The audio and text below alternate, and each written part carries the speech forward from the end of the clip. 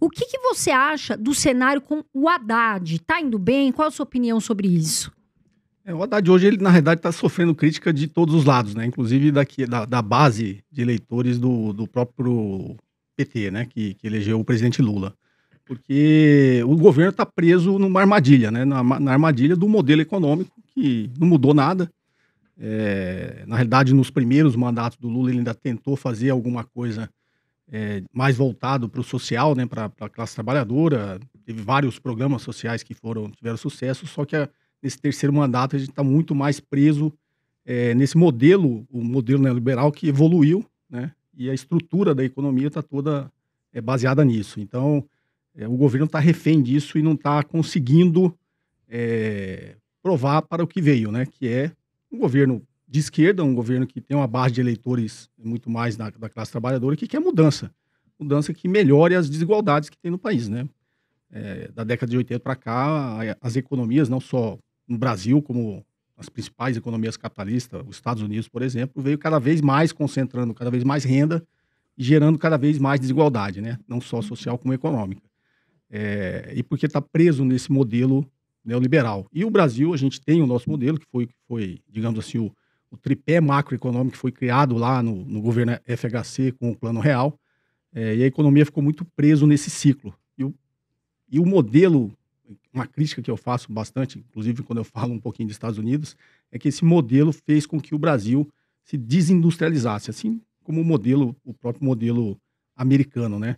E quem não seguiu o famoso consenso de Washington, né, que foi lá na década de 80, são os países que hoje estão bem e cresceram. A China, por exemplo, a China e a Coreia do Sul. E o Brasil foi seguir, digamos, a cartilha, né, do consenso de Washington, e o Brasil se desindustrializou. O Brasil era uma potência industrial até a década de 80, né? E de lá para cá a gente simplesmente destruiu a nossa indústria. Então isso faz com que a nossa economia não se desenvolveu e faz com que a nossa economia esteja preso nesse trade-off, se eu fosse resumir, né, nesse trade-off que a gente chama de inflação e desemprego, né? Que é o trade-off. Você combate a inflação, quando você consegue trazer a inflação para a meta, você desaqueceu a economia, gerou muito desemprego, e agora você tem que estimular a economia para gerar emprego. E ao fazer isso, você estimula também um aumento de pressão sobre os preços. Um aumento de pressão sobre o preço generalizado gera inflação.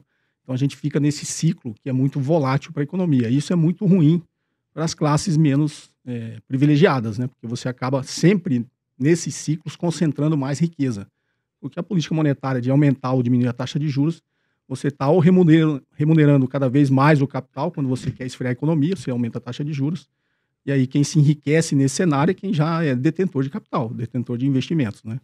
E a classe trabalhadora, que é a grande maioria da população, né, 90% da população, até mais do que isso, né, ela acaba sendo refém desse ciclo, né? Uma hora ela está empregada, quando ela começa a melhorar a sua situação, né, a massa salarial começa, que isso é inclusive um princípio de economia, né, a massa salarial é um dos preços da economia que se analisa, que quando o desemprego está muito baixo, isso começa a ser uma pressão para que os salários melhorem. Isso acaba também gerando inflação, e um dos alvos da política monetária é justamente em cima desse preço da economia. E você gera desemprego, então a classe trabalhadora está sempre nisso. Quando eu começo a melhorar, vem uma pancada sob a forma de política econômica e eu tenho que piorar um pouquinho. Por quê? Porque é a grande maioria da população que consome que gera pressão inflacionária. Como sair desse ciclo, né? A gente deveria ser um país muito mais desenvolvido em termos econômicos, principalmente na parte industrial. A gente tinha que ter uma política industrial de uma estrutura econômica muito mais na fronteira tecnológica, né? Até porque a inflação nada mais é que um desequilíbrio entre oferta e demanda. Né? Então, quando a gente aumenta a demanda via consumo, que é a melhora da situação da atividade econômica, do outro lado a gente não consegue suprir essa demanda que está sendo gerada. A nossa capacidade ociosa na economia ela rapidamente é ocupada e você não gera oferta. Então, você tem que reduzir a demanda. Quando você aumenta a taxa de juros, na realidade, você também está inibindo a produção o lado da oferta, né? O empresário fala, para que eu vou? Primeiro, ficou mais caro eu produzir, aumentar a minha capacidade de produção, porque a taxa de juros está mais alta, o custo de capital aumentou. Segundo, né, a sinalização econômica vou diminuir a demanda. Para que eu vou produzir mais se não vai ter demanda? Então, a gente está sempre preso nesse ciclo e a economia não cresce. Então, e o governo ou muda isso aí, ou ele vai ser refém, vai ser só mais um governo que fica, né, nesse ciclo quando eu consigo melhorar um pouquinho, eu tenho que dar um freio e a gente brinca assim, que você fica na mão do sistema financeiro, você fica na mão do mercado financeiro que dita essas regras atualmente, né? Então, o governo, sob o ponto de vista da base de eleitores dele, está indo mal, porque não fez. Você é só mais um que entrou aí, falou que ia fazer, não está fazendo, para as classes realmente mais desprivilegiadas, né, que é a base de eleitores desse governo, que estão sofrendo com a inflação. Está sofrendo e está gerando muita insatisfação, né? A gente deposita, né, nos políticos, quando você elege, que ele tem uma série de promessas, que vai fazer mudanças, que vai melhorar a vida do brasileiro. Quando ele começa a fazer exatamente a mesma coisa que sempre foi feita, você começa a gerar uma insatisfação. Então, sobre esse ponto de vista, para os eleitores do próprio, que colocaram o Lula lá, colocaram esse governo lá, eles estão muito insatisfeitos, né? Então, do ponto de vista econômico, eu acho que o governo deveria enfrentar mais essas questões, né? Eu sempre brinco, a gente precisa ter um projeto, a gente não tem um projeto de nação, né? Nos últimos 50 anos você não vê, se a gente pensar qual foi o projeto de nação no Brasil, o último acho que foi do Juscelino, né? Que era os 50 anos em 5 e tal, ele tinha um projeto. Tudo bem, trocou o pé pelas mãos, fez uma série de coisas erradas, mas ele tinha um projeto e ele executou.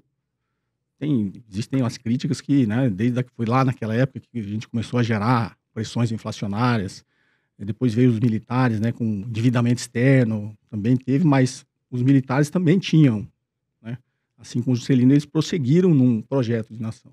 Tanto que a gente chegou na década de 80, o Brasil era uma potência industrial.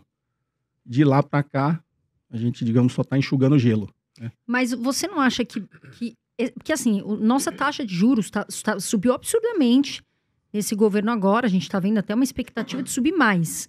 Você não acha que, de repente, se fosse um governo que pensasse, vamos dizer assim, numa questão mais para a direita, né, mais liberal, seria uma forma que estaria melhor hoje? Porque a gente veio de um governo passado com uma taxa Selic muito menor, enfrentando, inclusive, pandemia, etc., com o Paulo Guedes. Você não acha que essa mudança, vindo Haddad, enfim, foi muito pior para a economia? Não, porque quando a gente colocar no espectro direita e esquerda, na realidade, as políticas econômicas são de direita. Não mudou nada, né? A política, inclusive a grande crítica ao governo atual, ao governo Lula e ao Haddad, é porque eles estão seguindo uma política de direita, pelo menos sob o ponto de vista econômico. Não tem nada de esquerda na política econômica do governo atual. Então, o governo está preso nisso, né, José? Ele porque está preso. A inflação não está se mostrando sob controle, ela continua aumentando. Agora que me parece que o Boletim Focus trouxe um certo freio, porque semanas a semanas que eu venho acompanhando o Boletim Focus, que é um relatório, inclusive para quem não conhece, o Banco Central toda segunda-feira divulga o Boletim Focus com os principais indicadores, perspectivas dos economistas, né? Então você tem lá o IPCA, a Selic, o dólar e o PIB, né? E aí nessa semana que eu vi que deu uma freada, mas muitas semanas veio subindo, por isso que a Selic teve que vir subindo. E aí eu ia te perguntar isso, José. O Lula, você não acha que ele tá contra a parede? Assim, não o Lula, mas a equipe econômica, por quê? A gente tá com uma inflação que ainda não tá sob controle, não tem como derrubar a taxa de juros nesse momento, e a gente vê que a desaprovação do Lula tá aumentando bastante, principalmente no Nordeste, onde ele tinha muitos eleitores, né? E aí, o que eu paro pra me perguntar? As eleições estão chegando, 2026. O Lula se vê numa situação do seguinte, ou eu libero grana, ou eu libero benefício pra tentar atrair um pouco mais de votos, digamos assim, mas ao mesmo tempo eu posso prejudicar a inflação. Qual seria a saída do governo atual agora para não continuar aumentando a desaprovação, né? E para o Brasil também, para a economia brasileira, qual seria uma solução para que a gente pudesse melhorar a nossa economia?